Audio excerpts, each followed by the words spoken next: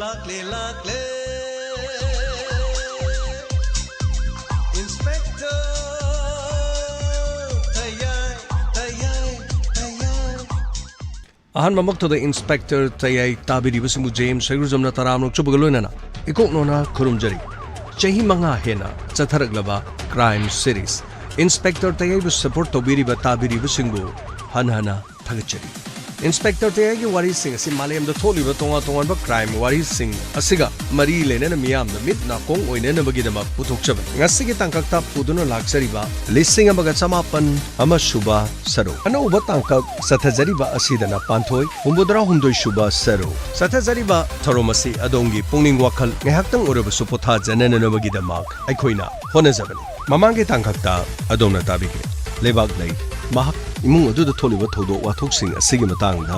kuthi yengba chalam kuthi yengba mapam adu da machaw nupa atomba yaifaba da hataba thodo wathok kaya thokani haina haurum madu da natana mahak ki punchi ngak thokna ba mahak ka khwaidigi nangnaba amana mahak ku ngak thokle haiba wafam su chumna haurum adu bole bang lei wakhal taramti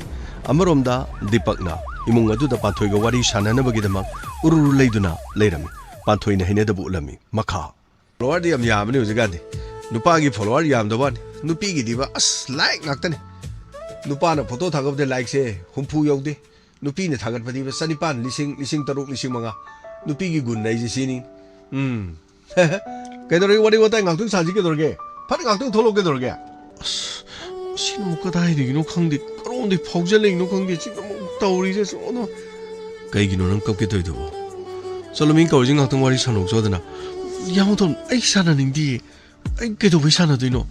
I go mago queen of Sunatana. Queen of Natraso, Minang is in so long out on Tokos. Other Yamuton Soul to Carigino. I carry high eva. I came to Saudi. Solo. I talk to game on the Yelcom. I don't know what is an idea. I always so. I talagon, I turning deva. Kenega, I can Tonga, the Kenega, no like on the top, Pangera solo. I talk to also said Yamuto. I don't mind Tonga. Kaino. Min tadi libum khangdiarga kaigino nang libum khangdribo chalo thoso chalo yamuton chalo haibane ko phurakani ko ai phuruk chani sidagi yamuton as padoi insang do kamai thongge dum ta hangjagi ke dorge kaino thong chok thokre mi ram tadi imung musidna kaino tawrijo akoi ibai yai phawajina kaino nupi ohum ne no jik tanari je min man tadi koi ba yoi punchi ji di pura Shahrukh Khan hoi punchi ni asengba pura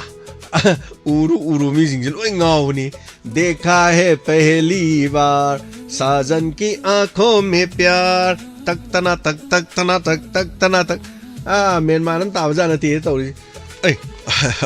panthoi tole panthoi sida phambiyo ngada sida phambiyo warobi gno ai thabak am lei wari sanabagi matam phangdi ai sida thabak tawgadaba mayam leiba adugine ai wari sanabagi matam wari sanajedi sum icham chamna adu resu ai yumasigi mauni adusu thaungi asomdagi tabiramani ai loi tajare thaungi mauni matamsu yamde ai numit taraga ni pani matungdagi di mu direct lisabido dum hanjun doi natro uchi dum halak to lerabdu kai lerge du sum maru mo pawone sum khana bati na badi dum yai ke dorge as unthok pani sai do ba karamok su khana di hai no na ti ai gi se atopala wakhanda la na khangi no ba I cham cham na ni ko ai sei sia na sa de am phajaraga kari no khangdi as warobino satpi gro ba ai somda bera kharkari ba isona kari bera no kai ai ji ba nati kana ke dorge 그리 점점 와리 사나 버시다 너 잡히기로 봐 어som다 야몽돈 제목 통나오도 이행을 내리네 떠오르지 에 그이노 통나오도 이행이야지 너 그나 까나노 에 시쇼목 솜도 문경이네 그리기는 많으모 너 파시기 뭐 넘버 비나나 뭐가 떠오르시나 벌써 퍼트르지 유머시기 다 옮기 뭐 타움 로이베디나 드리나 양나이 넘더기 달도 헤이 아다 또리 버들 사지 우브라 용 아다 또리 벌리 라시용 이납시 아이시 우레 그리노 마나 또이샤 아코이디 버가다 와리 사나라가 레이 아두가 마세나 통나오도기 잽타 옌가 떠리시용 이스 그리노 시 떠우저 사이시디야 masih di lain ayam nih henjal mazan ini dana inam si aina hydro mau ngomong tahu ya na misi sum lemin na betul dah mat nungsir abra kang dia ba kari hino pasti bo mana tahu sih hai kayak sukan bo era mo dipak na kari hari no koli no na tado gilum bo era mo ni ne is komai ngak tani tahu sih lau kara sangjin lau asigi mamang ki kas te gilum ma ke ta si yeng si lau ne phone ga du na mu ne nang chua horen kari no ga na kara hang na ba ai di kari mtong ngoi thawum phadri phawa mongond kari mta haiba utba kari mta yati khoi na ngang su ma di ta da ban adu budi ya pha si mong mai tau tau re sa hai lau asi ngang na si kai no yeng si lau asida yare ko dudi ai sang ba yara ni ko dudi kai no ban doi adu yam no pong thok chok thoi du bo nati ai shu wari khar di ta jare sombu imong asida thawum ka gi lohong yen ai si bo thawum lohong matung da kari to biduri ge ba aina ta ba di thawum gi matung ji song go mo no hong do di na te hari khoi da kai no je leisabi masak pha jabim lai ne masam gi khidang tur ko ba ma nungai pha ba imong ora ma le sen thong ga di pai bo ra ma le au masak su pha jabani lai so ai bani sen thong ga yam na pai ba imong gi o adu디 와팜 주 판토 줄로 강자니네 판토네 everything 로이네 뭐 와리지 뭐 놈도 로인 강이 아도 판토네 거 많이 되는 거 나티 타 홍기 로 뭐지다 하우 까마니 야리 놈이 세 very surprising 와 아시디 아이 얌팅 거 그래 하다리 나티 까마니 야 비리노 봐 셀 캠 피부기노 나트라 까리 마팅 방 뭐이노 아인 다저버디 앙앙 나버기 깨깨노 마팅 그런 방이야 그렇게 놈 마이 아도 앙앙 주 시디도 둠까 마룽지다 노이 시다 둠 레이 하이 노파도 우드리 아이 좀 학당데 마가 와리 사나버게 놈디 동지게 ado kadai da lei khre ngang bo lei rong gani sai da lei ban ado tha hum phar ga di kari no to bi do shi bo lei da chi lohong budi mo roji ever ga no ma ade amana kai no hospital da so ga lei ever ga no ado hospital da so ga lei di bu na sandhare ni hai bo ma le okay ado no mu ko mai to ri no khang di ta sing na har ga di 누파 아마도 누피홈 아도고 로지디 시데 마디감 다져봐 그래 하이다래 거기 exam 다래 candidate 하이다래 숨나 등더 선대라니 송기디 다 홈지나 브라 좀 로이르 말 야르가디 와리도 레퍼시바 아이 마두도 그야 인터레스 거기다 반토이 저 이거 저 디너보다 가리 되는 거 아이버디 같이 거든이 되네 이제 어도 반토이 아이나 하지는 뭐 폼드십니다 타 홈레르 간도 로지 계도 도르겠습니다 까리기 야리노 이바노 파기 머럼드니에나 하피 저럽밤 대래 검주 콤비랑 드레고 아다 이놈 하지나 아또 타 홈지 뭐 뿡 컴플레트 어이 파라간다 반토지 계도 비되는 거 반토이 미양기 미노메샤 미기 농나 방랑나 봐 나티 까리고 뭐 크레디 톨로카다 톨라가디 머두기 루머스 매암 싱도다 나티 반토이나 크라마이나 레비기 도리노 어도 아이기 프로블렘 아이 머두다 토이나 까리 머타 칼로 발레티 라닝 발락선 토닝 머톡선 톨레바 락리바 punamaksinga do aina mai unagani madubu mai unu bungam bagi thonado engonda dum leji sabas mai te sanu sabas madumani madugi thonado mani adubu haibai wanida sidagi di daum legra di moi gadi ani dum mungda madi dum khalorni haijariba aduga aduda aina hangni wafamse panthoichi ke dorli dunu sinida please panthoina dum dang haibiradi marumni mapani ko khoisu awaba mukti haijaroiki khudong chada baduda marup omoina tungda lepsaki aigi wase lana robi gnu ko aigi dine nongbu nungsiredi pam di yabu yardi as thodo kwai maduda I mongni le sabine bi wa ingoda son lek jedi ko tasingna hairabada mini ga nongna dana khotana degi skaino mongni dunia dani ga ne som intho inchin to bi film ga le tar ga di madu film kai wa bi run sini ai direct ai ni to pan thu bi dom to lepsani sini thamoi se amu tu bi hang to om tu bi se sira ai pungang hang la thamoi sine asingmani ai ju pura single hai babu as pura aseng single ni single jida bu aroi bi single du ni go ngonda le jeri se ya bi ra ai imongdi thawing khang khara tawgada su leijaba panthoina lana khalamale lana khanminu kedorge ichamchamna I wafamse sumai tawjabani yam sengna haragadi panthoi lesabi ama so oiri banina pakhang amana haitare ai gi se mawdu khuting jen da wana tiko ai bidi thahum phachu phador banina sidagi de dum panthujo dum naitom lege don hai ai taja bade panthujo to pami mu khangna jade ba hapem su tajare adunu maram mor kana ai su karim to mari leina jadamnina sum leidna ai awaba masen ai su dum yam china dum lairaba dum mi mane haitare ado sum koi masen sum hingmina ba nungai mi ba khan dum nungai na lemina ra ga de dum hayung punchi de kanana kang lemina ba si da di pukchen chengba du go khan nungai ba dum darka oi hai jari ba gi se yar ga de sum chamna panthoi gi thamoi de no hoi tang hai bi ro de idi lepcha ge na dum lai jari ai ka shu yam na kaim to oi jade akhoi se na hai ba de ma ba na MBA pass tor go lor ga ije thok jara bani thabak ki wade thok thi jari private job am lebe ne chale ta phangjal bu jo dum ya lai jari na ma pa da lei do yum de ma son mi lebe ne ai hundo pongam dra ba aduna ai ma pham sida tabuk che adum tok jar ge ne dum khan la ga le ado yar ga de please ai na je wa pham je motang ya bi ra ga de please अब तो या Beko दरगे आई ना जरी से सोमसे मिना हाइबसे करिम त तादबगे मौन अदुगी मथक्ता आइसे होजि होजि गम सिगे मौन खंजे आई ना जेदि होजि नुसिबि हाइजब नते अब त थाहम दो लेर मतुंग दा नुसिबिबगे याबगे थमोइ द करिगुम लेता हांगो द मेंशन जनबगे दंगता आई लेपचरी हाइजबगे वानी आई किसे यामनो खुदोंग जाब लोगनि खमिन को याना बो उबर द दुम आइसे इसासे दुम थु लाउग्र बाइ तारे सुम नुसि जब हाइगद्र करि गाइ दनो खंगदे अदु याम लाना लोबिगनो त सेंग नारग दे याम सेंग आई थमोइसेन नुसि जे आई सोम करानो करिनो खंग्रिनि द माइथों उबदने दुम सिगरम बसिने कइनो हाइ कानने फजब हाइजि यंगबद दुम लोइ खंगिदने को लेदना एक लेदना अदु मनुंग द लोइ खंग पुनमक्से होजि सिगुमसे कथोपंग लोइन तोबिसिंग जा आई तजेंग रा यार कांदा आई नुसि जब हाइ तारे वरबिनो आइन हाइजरि सोंगिसे एंगोंद याम कना प्रेशर मा पिबगी मोंग तोरे आई मतुद करिम तो पामते आइन हाइबस ताबिरक्त्रगदि मखाताना वांगांग नरक्तबसु आई संजरि युंगी थबक तोबै याम वाले आई चंग पाथोय अस लोइरे तौरिसि खंगे श्योर खंगे मागिजे नो यानिंग दे हेबदि हाइद्रि मासि खरगदि याबौरे यस दरगदि खरगदि सुम खर यस निमित खरनि वालिना मित्रानी पानी मुनु गिरि तागनो अदु इचे तरो साइदि सा द बन तरो ले मा थों खरा चा मा खरा तरो ले लो अस करि रे नुबि दि गिरि ता दि याबसु लेन हाबनि कइदो येगे इना खुन मै मुंग दंगा उदे नंग लाइरे नंग थबक तौ देन हार कनि अदो दे आइगे सो हाइफिर मानाबा आइगे सो दुमाइ फेट नत्रने आइ सु सक्ति बुजु नते असि विंग लाउनो जि मतंग मिनु पा मै सो दम ओइरि बनेबा सबै गोदो बु अस कइनो अस तौदि गाड़ी के चा थरो के लन थुम दो समाइ पाइ खोले हादि सक याब्र खंति अदु माना थाओंगी यार मिजिनदि मुंगि सेन पाइबे ओरि जालाबा यामुतो खंगे यामुतो करिगिनो करिना रा लेरगे नन खंगिदनो करिगिनो थुंचिन द लेपग लेरम अदुदा खुद लै थोरकपदा खंग थुंचिन द मीमा लेरमगनेदि नंदि खंदरो एदि खंदि अदुदि थुंदिन चावगदा अमा हायाद्रो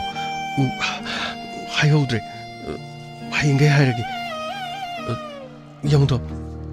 कइदोरगे एंगोंदा सावरे यामुतो आइदि नंगोंदा कइदोबे सावदो यामुतोंनि मोंदो एंगोंदा यामना सावबो माल आइदि करिदोबे सावदो नंगैगा करि मरि लेनगे यामुतो आइदि सुमनतंगि थाहोंगिन जम्मे यामुतो आइना हेना खंजन खर माले यामुतो खंजन द बेवा नते इमुंग असिदा ngasi phawde ina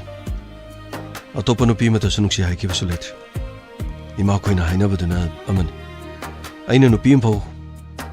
ai lo honga dore haidana sandhyarani natraga rojiga ai program to kiba leite unadanu unchina wari sana kiba leite hadu bunangi nasagi thawongi piri ba mata madu loidringi da atopa lamlan ba mo wari sana bangam nupi gi thamoise angapan hablo ba patra dugi saklon lawe habadan nangchu saklon hongbadi yamna thubajani yamudo kala su phuba kandra su phuba hiram animakta chai chawa nupi ki mapok habadan migi yengpham ngangpham nongnapham chaifam punamak singase nupi ki laibakta tamlam labani habado chumbajani ko yamudo करिगे चुमुनेगे असाना साना तौद्रगा लोरे तौथोरगलिबो मोंग मतोदना अदुम high किताब ngसाइना वांगांगदा नंगोंदा फुरकनेन हाइकिबदो मफमदो सोइख्रे आइना ngasi फावबा नंगा थाहुम होजिबुदि फादरे फारकदोरे सिबौदे नंगोंदा वाहिदो मुता सिजनदाबन 와이도 시즌나키버기나마 아이고 와로군 야몽도 아니 야몽도 너 와로버 가리마트 레이트 와로가다버기 학수게임트 레이트 아이나 소이키바다 야몽네 인고는 강비번 아두디 아이나 스노원다 ngang một chạy với cái hắc lấy tiền xin này, adu hai bên thì ông to,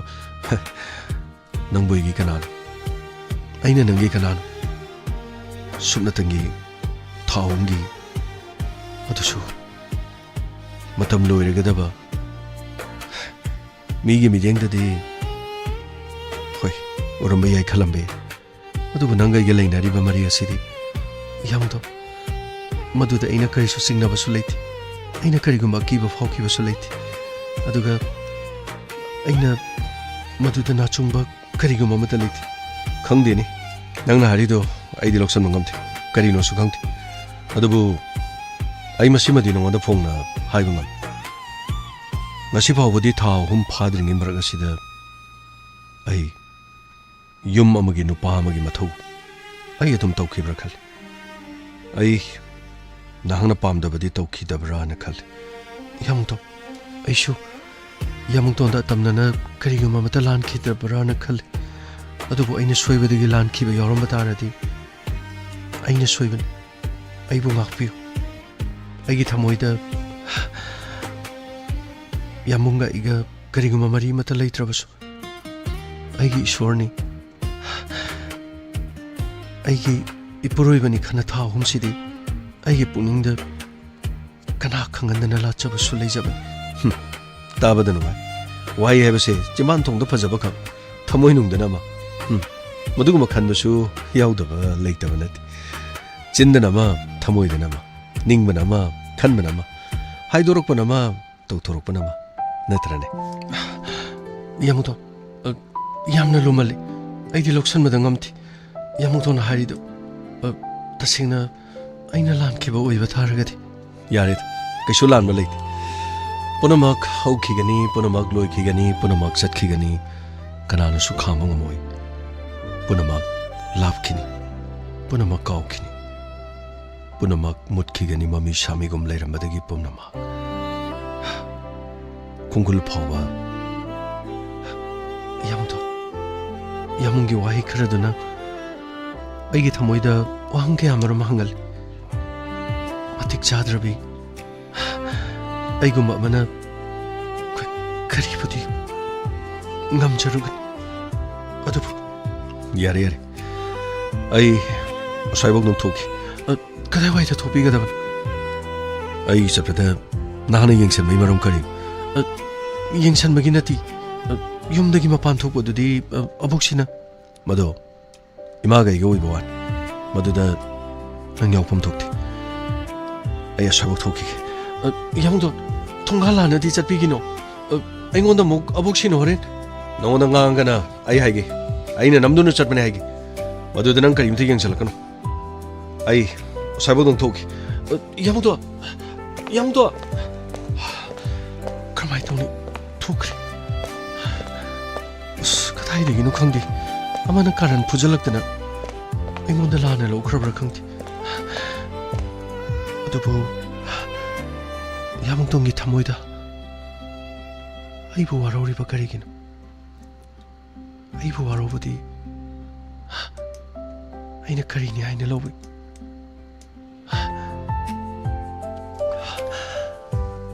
aigi mapok asida tamleba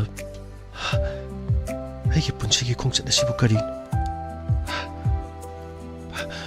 kadai to thokarjan mathakta kakalaga kadongna chatkrabano yengi amuk koren abok silaga muk ngangdana wa thokpa thari tawris aingonda mu soidana pera taranis mathak kakalugi rojia karino tawridubo hojaki drisha mayamdubu karino inamsi aina haidro nungsinabagi mari ma leitana makhoi anina leiriba mongse yaroena mapan thungdane makhoi chamna leiba malaga manungdane loina loira potnida asibu nungsinadaba mi anigi wairo nungsinabagi waini nungsinabagi waraugnariba amaga kochiko nariba inam sikhoi gi dipakto lakpaga ingonda bera thangjilakkraban aduga mu hut leithoga mana mu panthoi da kari no khara mu khaijin ba mal ma ki mo ma tawduda mu ama sina warau budagi thongha da phaw thokre asibu kadomda kari su toroi be ma kai su chaloi thonghan gi sigi yong ekhoi gi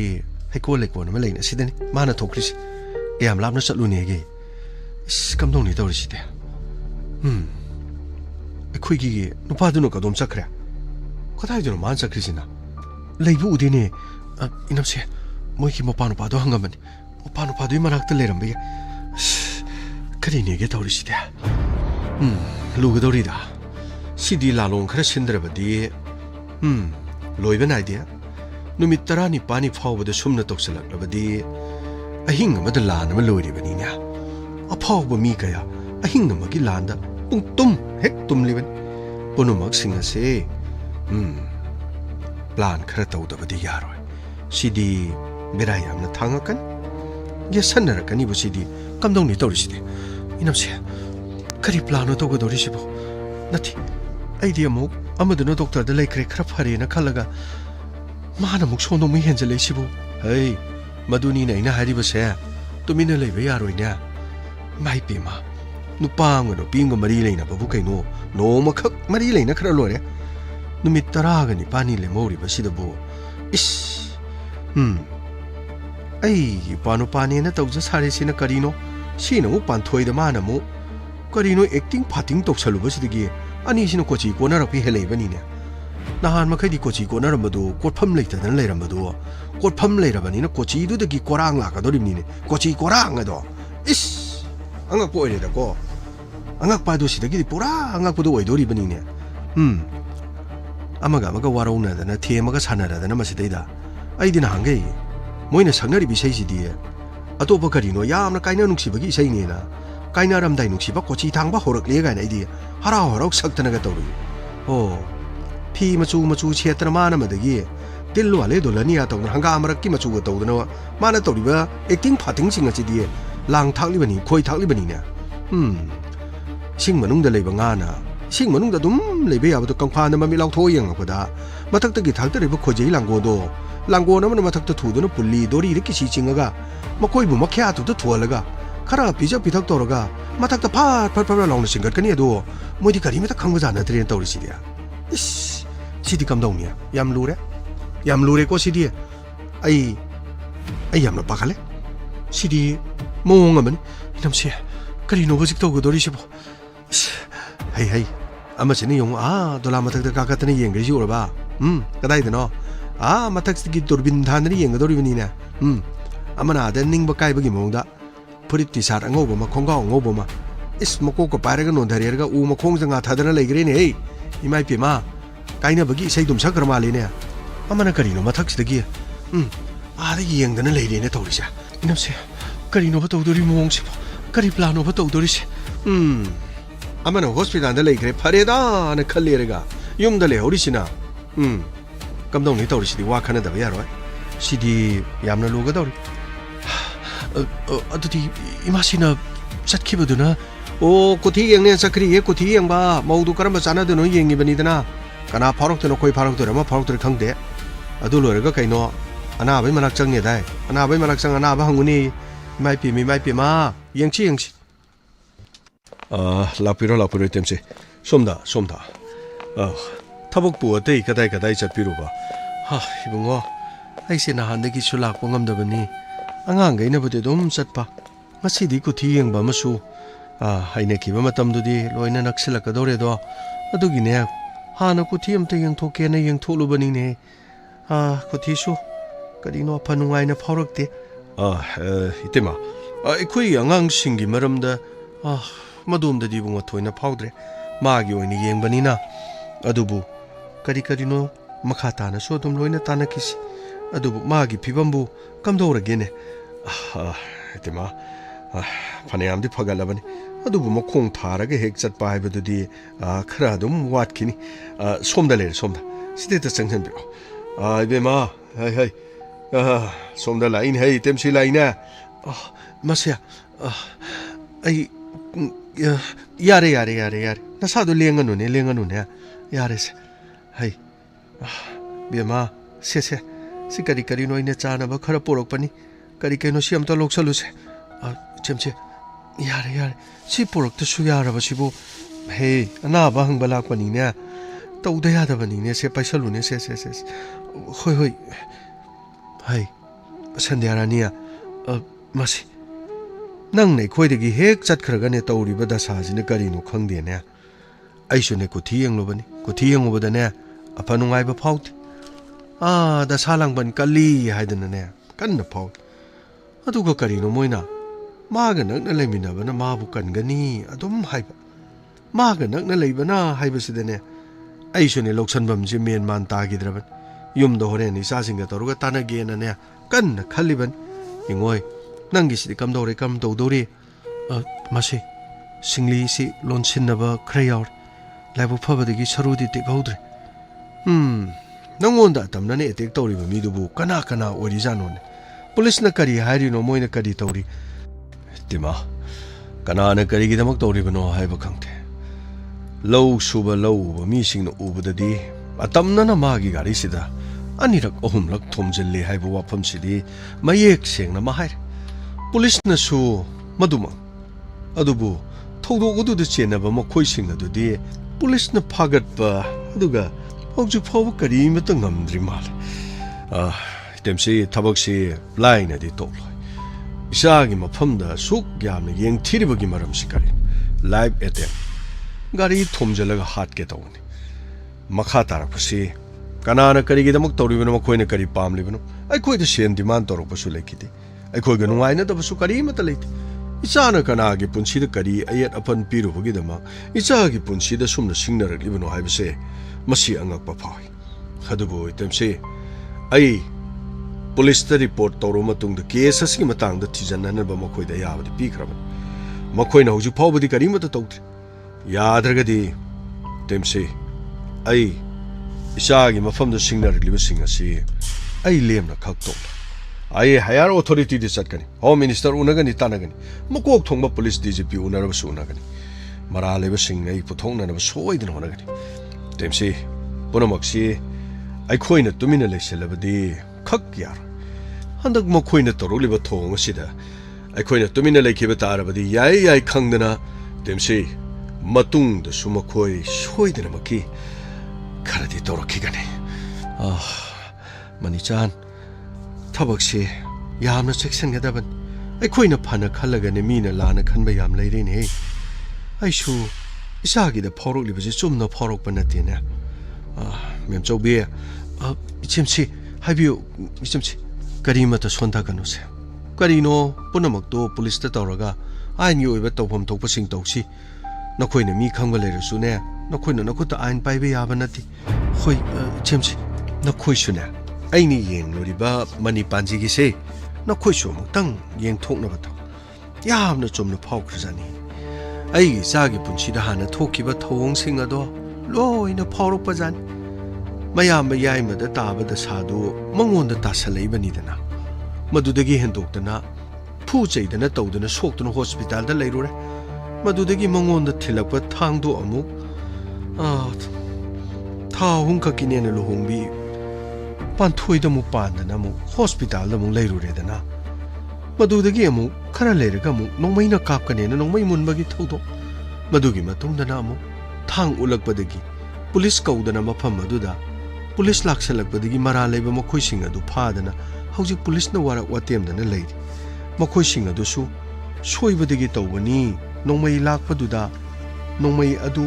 blackmail tawba yana nabagi tawbani haraga irai laina khumto leiredana police na di makhoi gi mathakta topa kana no yaurongani kanna mahai adubu makhoi wahang pangbadati machin seng dribra karino riman loktha dana karino wahang pangdana tawbagi moong amada leira male amaboirasu makhoi phakibadu puning di kitang di nungai adubu aina khanmadane thawdok thorom aduda sinba yawba kangbu ama tongana muk leiramba taradi khudong thibasi amuk khana thoglo oi hainingai leite do nungai pham khangte potha pham khangte nasanupi si su yeng to u tungda kari leri tungda kari khudong tiba tholakani habase kuthi yeng ba habase lai yeng ba music yeng ba natte do mi amagi ne dharma khuding makki oina astrologer haisi loina yeng naribe kubang ma yeng ba punsi gi pokpagi maram graha gi matungina mi se magi song sada loina sem ma pokpa matamda graha gi oikiba mong duna asumna leirabadi awaba tagali asumna leiraga nungai gali habasti masana taban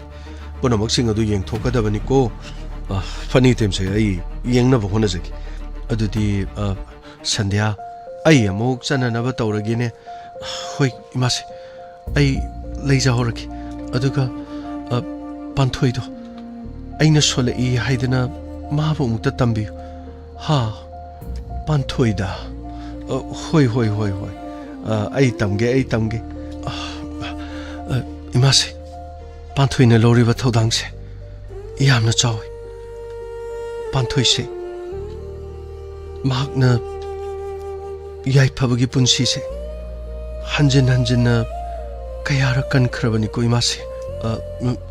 hoi ne mana mangonda thang thilalibani ne mase magna mamangi thodok-sing aduga section y kya thamki ba su leiban aduga mamangda thokiba thodok amasu panthoina ha bema aishu loina khang panthoina aikhoigi imungda mana choba thodang amasu yaribani dana masi madu punamaktu imasina khangbibagum yum maduda leiriba mayam aduna khangbirabadi yamna nungai gani ko imasia hoi phari ko adudi ai amok chananaba tawrage nakhoi thindokdraba su yare manichan mem chobi nakhoi lehoro ko ai thokrage ko yade tim aikhoi soibok do dum thinjage timse aikhoi thinjage ho chale sandhya thoe ko hoi masi soidena tambiu koi masi hoi tamge tamse sidaki di dum yumda dum direct chalaga da bani ai get phokdang ai tindok jage somda lapira somda hoi panthoi ngasi su ko thiyeng mata imasina fauri harisin maga nakna leiba kana gumana magi punsi kan gani ais nahak natana atopa kana matana yai fabaga chanaga daba kari su leiti aidi kariguma mata hanadagi sumang phawba mangdaban imaga pabungana aduga tayamana haibadagi aidi tangai fadana lakhiba kaktan aidi yomaduda mau oibagi manglan aina kaidonungda mangkhiba leiti he sembiriba mapu nahakna karigumba aigi wafam ase tabiba tarabati yumudugi mau oinenabagi dama aingonda karigumba tanjadu phangba taragati aingonda phangadaba tanjadu pumnamak panthoida pibiyu ko pumnamak panthoida pibiyu wazaraglabani inaus mana yumasigi wazarakpa aduga mana suksauna kathoklaga pumnamak ase aremba taba tarabati semiriba mapu nakpu aina soidana warogan tola tarabagi kana leite haibado tola tarabagi dama sembiba mapu lei haibado madu matangni mayek sengna utpiyu ko karigumba utpidaba tarabati achan mirai naiba lairaba ina khunba khaiba sembiba mapuni khanana chana warau jagani aigi punsida kanana karigi temsingnarakliba panthoida lakadaba pumnamak aingonda tainaba oisanu aina pumnamak mayong yagani chalo sir side di kana so leiba mande sir karigino mafam asida di location tari aduga mafam asida leite haribase sir makoi gise soibadagi kari no phone do ngak location do thak ohelamaga khangakpadagi wakhan darakpadagi mangrabra karino khangde sir makhoi ga wari sanaba mi amane adubu miyosi mafam astigi mangkre aduga kadom da chakadoriba sir number do phone toksalaga yenga dabsu no phone togun number do da phone torobadi akhoi na brong phone kan number do mana mo kanano khangna bhona kan hojigi di mafam sida akhoi laga thiri ha basibo khangba yabanati sir adugi de akhoi na lai je pijam chelaga lakpani na sir adubu akhoi ga maithong akhoi gi sakpham di mana kari ga khangam batarga di soidna lol le ram as khangde ne sir akhoi phat laksala ku ma ji khang ba jala khangde ne adu dagi lord kharibra kari no su khangde sir akhoi na hadaki case se chingna ba khodima mayek sengna amata lokhat pangamtre auji akhoi custody de le dharmendra ma ki chu machin kari to hongdan lai rusi aduga farak liba makhoi bikas ki kangbu makhoi shu hoje machin singna se amata chengre sir phuba ya ba su phore sir nahan makai di adom aina phuba da gamai gi waten pizza ba matam da sir maron che loina loi chum nga ta ne adubo hanta ki matang chi di maron chu chum ya da ba asi ha na makhoi waten chara ga kari no training tor por khang de sir gamai ama bore yai phab gi thodo ga siga sendera ni da tholi ba thodo siga mi chap manaram ba manadra na atop kanglo bani sir atop kanglo ani hai ji kana oi gi dar sir yai phab da tholi ba na kana no hai ba madu ma khangdra ga su dharmendra kana ge kanglo natraga na mani gi kanglo ama tongana leira bra hai basi sir mani gi kanglo che sir ma gi kanglo oira ga di sida lege dor se dharmendra gi kanglo na tongan ba ma soidin oi mani gi kanglo na tongan ba ma mo soidin oi ga dor sir adu bu krino mani da di hari ba number se ma ngon da di yaw bu di na te sir mani di yaw dra ga su kana na khangani mani da gi no mai si namdana lakhan na ba gi da ma toppa mana shin ba ma natraga mani ga manar ga no mai si namdana lakhan ba ma kari ga makhra di le re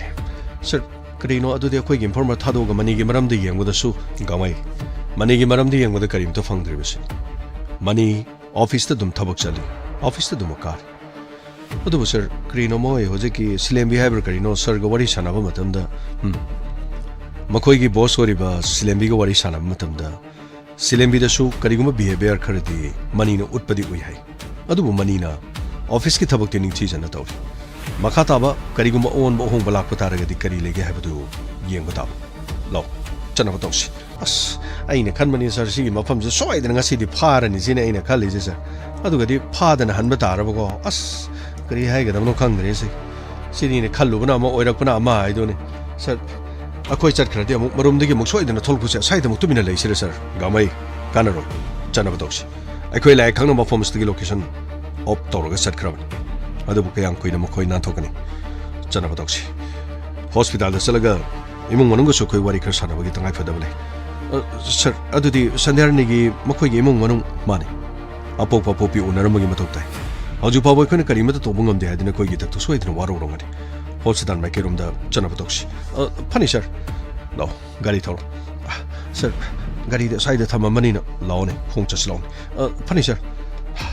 khangdre ne kari hai ga da no khangdi police ho yam ton oi re ne ho je kan je police ki dress ka sesal ga swai de law ba ya ba jana te ni tawri si akoi si de hek lak re hai ba matam da dum irai lai na dum chen ki ga dawri ne ba tawri si sir ke sa se bo sir kramai to bun operation cha thar ga loi na loisan ba ya bo re di pha ba gamai kari gum mari mta khangdan kana da operation cha thadu ba asa do ni ne sir jangal lore de cha tha ba ya ba tampak oi ba ni na kari daw ni lo sa se gari thona ba tawsi kari gi noina amuk ta phau da mong da ai gi puning da lang tak na ba phau ri aduga ai ni ngasi hai ki bo ai sing da na kari wai ai gi se hen mala ba hai ba do ra mal kari bu thona da na kari mari bu lei da na ai na soi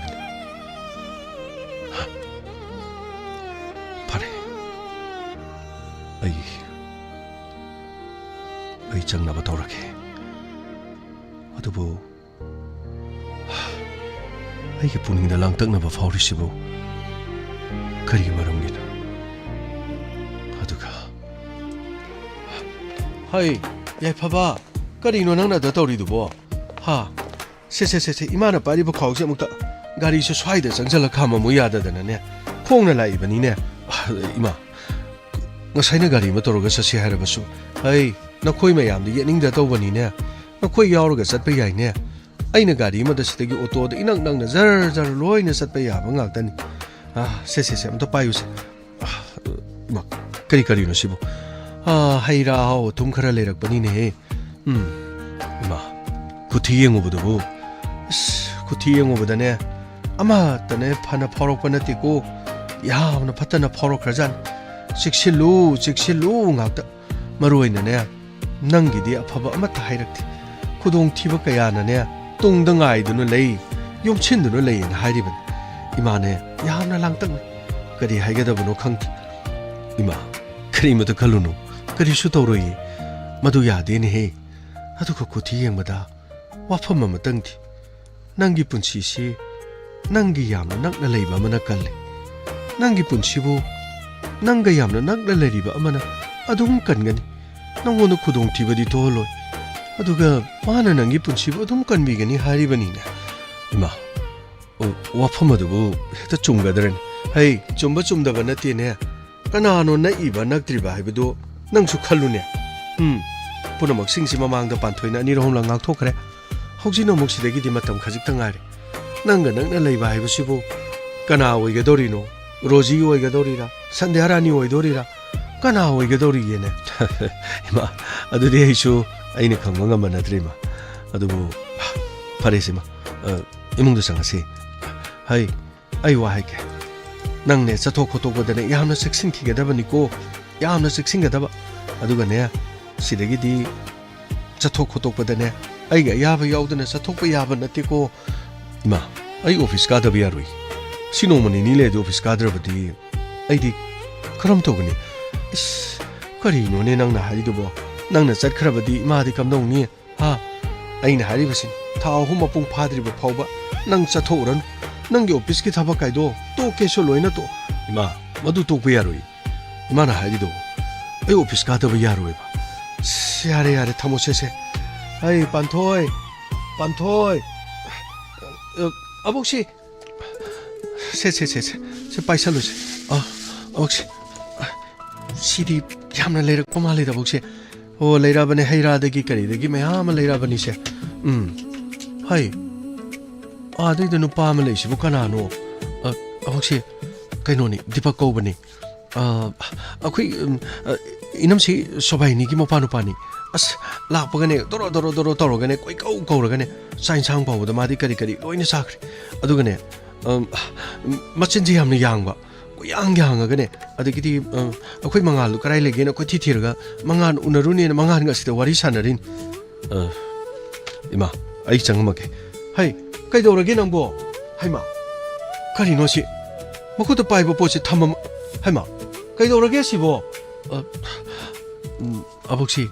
ngasai saurong purong tawraga dum leibani. Haima karigino saurong purong tawra leiri dia. Kari tawra jano ne. Kaima angang macha dongnaga sauraga ga chatkhri ne tawri sibo. Hai se si polam singse amukta loi pusaluse. Hey ada no panu page chapo su yorok pani se. Amukta sigai se amukta piru so se. Hoi abokshi yamukta no muk saukra male mo as.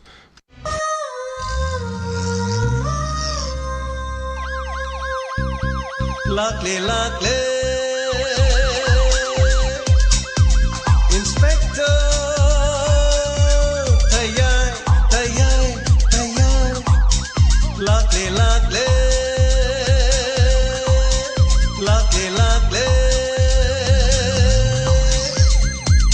Inspector Tayai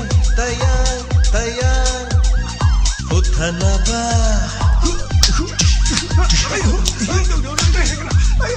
Kanbinaba. Thank you, sir. Welcome. Uthanaba Kanbinaba. Inspector Tayai. Luckily. Inspector Tayai.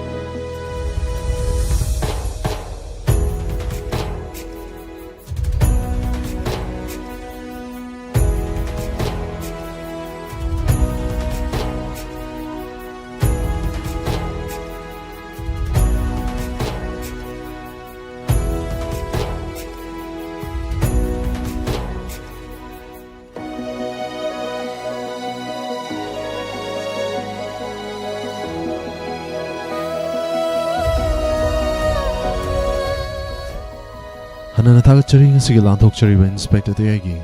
ano episode listing amaga chamapan ama Panthoi tangka sige na Hubutara humdoi suwa saru bijang tabiriba konjaloy na tabiriba kuding upo Hanan Tagachari Masigi tangka sida bibirak pa feedback amadi commenting mayam da bijogi Mangoy na sir na lilachot kiba si halak matam da soida ngam da bay sor mak na pinabi sanu hay ba wafam sorgi kuya kada nijeri makat sa tasarak pada bibirak pa feedback amadi commenting tanak na mayam da bijeri Madam sorok hay ba bibem sa tagat jeri pawong janta kumar hanan na tagat jeri sa surjit kuman jabu tagat jeri wari asi am na fazaye hay na tagbirei Sir Sabir maibam tagat jeri toram saruk yabirak pa takalambam tombi Tagachari, Sir Nasigi wari on tok na fazakri hay na tagbiri. Sir Sabir maibam hana na tagachari toram saruk yabirak pa. Ngasidi, nahan makay sir na pahaba, kamen ka, mayam da piba itil duga, karadi kena rani. Glu kitang do isu nongan bagi, kazik piba niya dubo. Ikoy na di, karam na piro ni. Hana na tagachari tongan ba platform sing da tabiri ba, Bijang tabiriba kuting mag Jan susira donjam tagachari wari am na nungaye hay na tagbire Madam Santi Laisrum tagachari sorok haibam ibem chawa Madam Braisori takal changbam tagachari Sir nga sigidi Panthoi episode yam na nungsi Fazay hay na tagbire Aman na su kambalak pa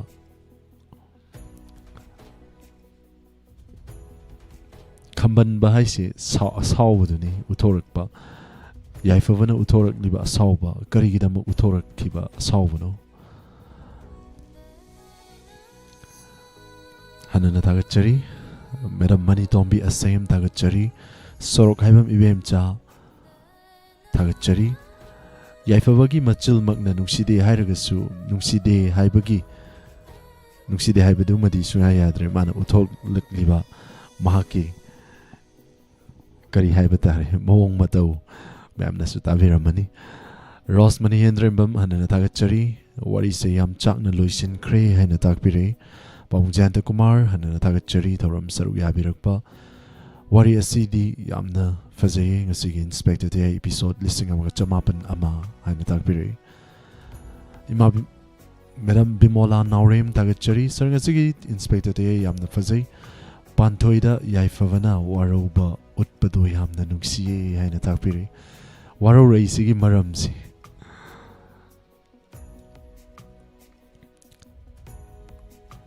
hana na tagachari Madam Tays pati ayekpam waro ray sige maram si adum wari sige makha sathazarak pada adum sir ki mapam daki umuk mayam pun na kaurang na ngay minasi Santi Laisram tagachari Premchan Wangjam tagachari wari se loisin gadab se yamna wa liba male ngasigi episode sisu adum taba nungai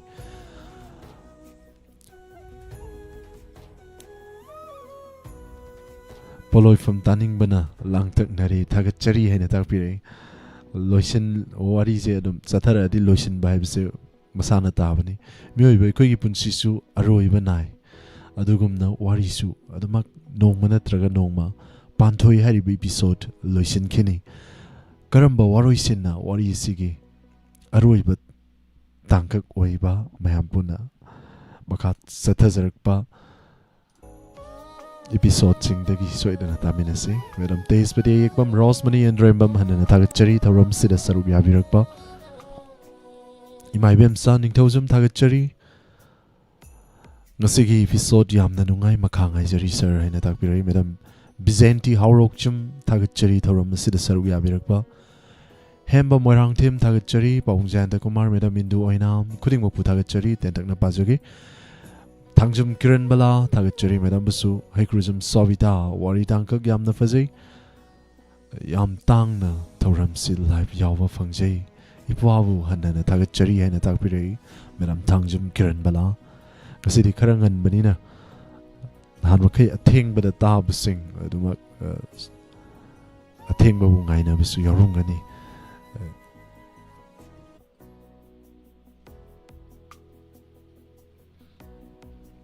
Madam kurai zum memi debi thagachari internet che khatang haktang chapure amubi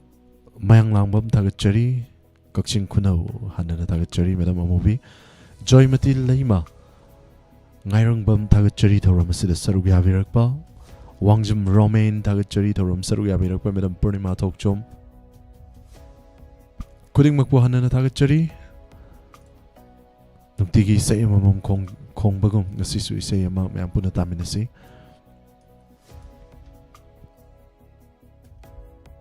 wari asigi makasa thazarakpa tangkak hayeng punna muksarug yaminasi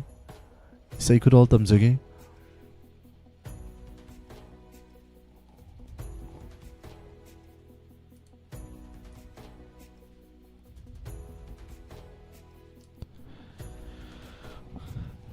Jingsin biri haina sehori baiseni jingsin biri ibu nangina nakta haina sehori baiseni kudol tamjari taminasi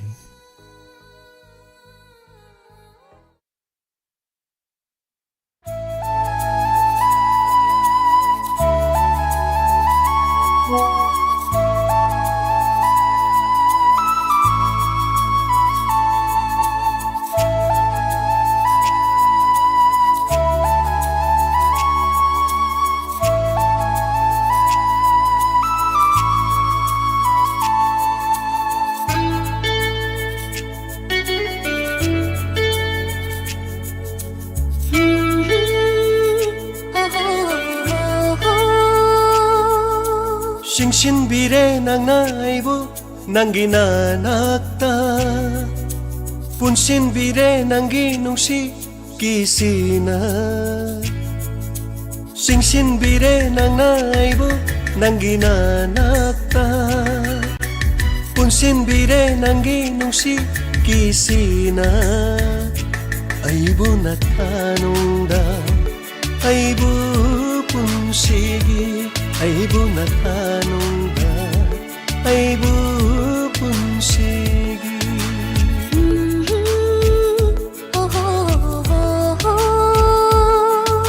Singsinbire ng naibo ng ginanakta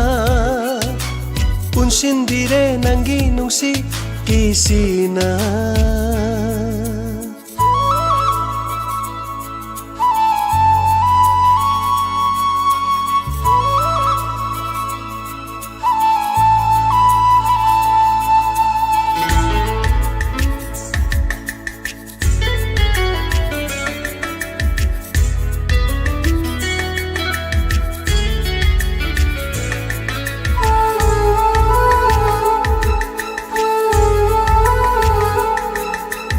Aigi thamoy laikolda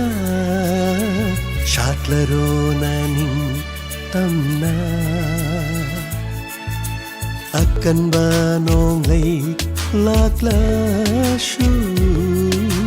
ngaklage ng bukinda na ba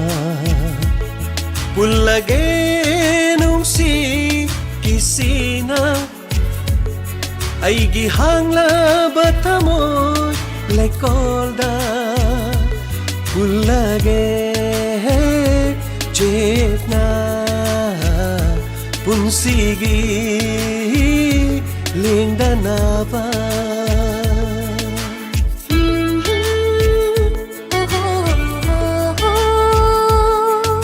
Singsinbire ng naibo ng ginanakta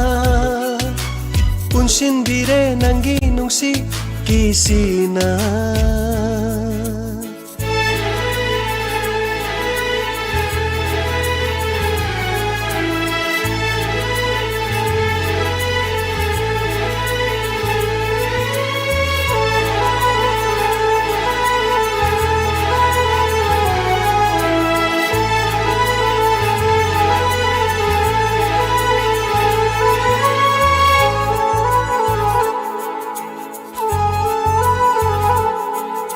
La la la la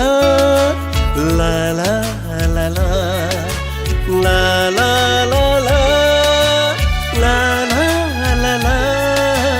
sumhat pire nang gimit yeng na lot na yeng ba aduna Thadoklaroi nangbu punsigi oina Satlaro nangna aigi laikol sida Pullage ceta punsigi lingdanava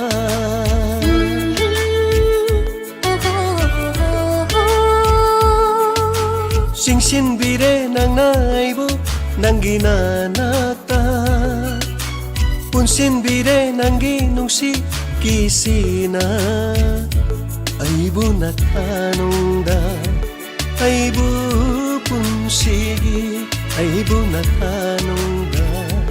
Aibu punsigi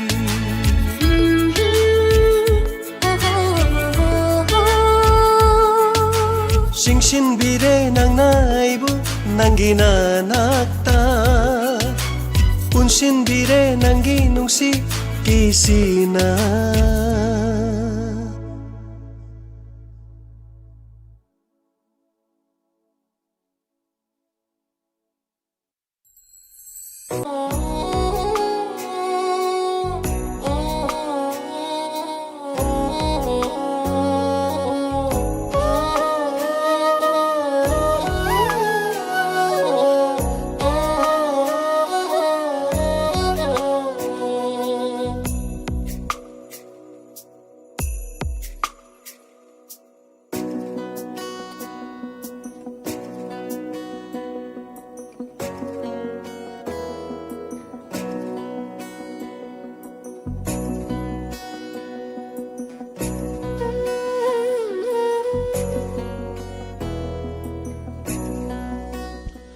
Hana na thagachari tuan ba platform sing da tabiriba michang tabiriba kudingmak Nasigidi matang aswai da 90.0 Wahong Radio channel asigi lanthok chariba thoram paring sing matang aswai da tension janabagi tanja lojagi hayengi yai faraba koro namit Nasi thengnariba sigumna hayeng soida ngamdana amuk meham puna thengna minasi Sarna halakpa matamda isorna yingsinbiduna soida ngamdaba pinabiba oisanu haina isorda nizari kudingmak po hanana thagachari kudingmak yaifaminarsi amuka hana pumnang po surjit kumanchana kurumjari